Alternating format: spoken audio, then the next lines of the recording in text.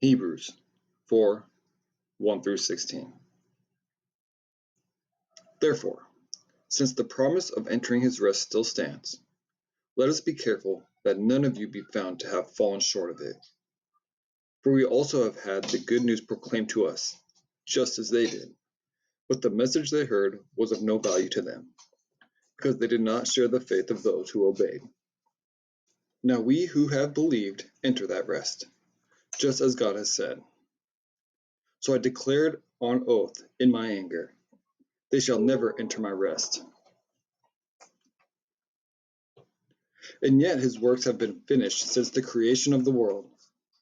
For somewhere he has spoken about the seventh day in these words.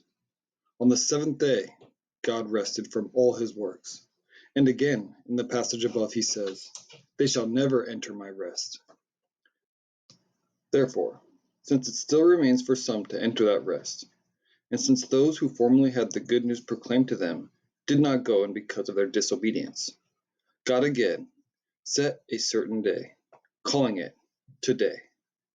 This he did when a long time later he spoke through David, as in the passage already quoted.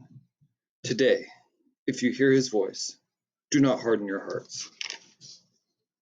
For if Joshua had given them rest, God would not have spoken later about another day.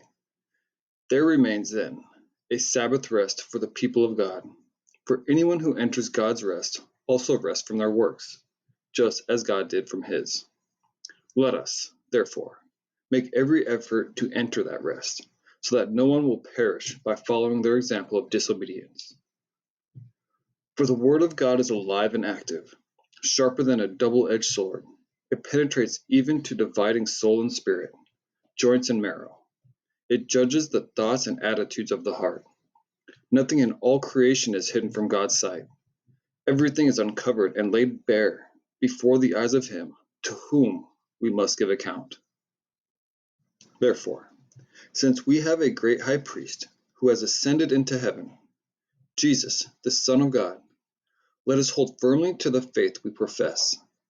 For we do not have a high priest who is unable to empathize with our weaknesses, but we have one who has been tempted in every way, just as we are. Yet he did not sin. Let us then approach God's throne of grace with confidence, so that we may receive mercy and find grace to help us in our time of need.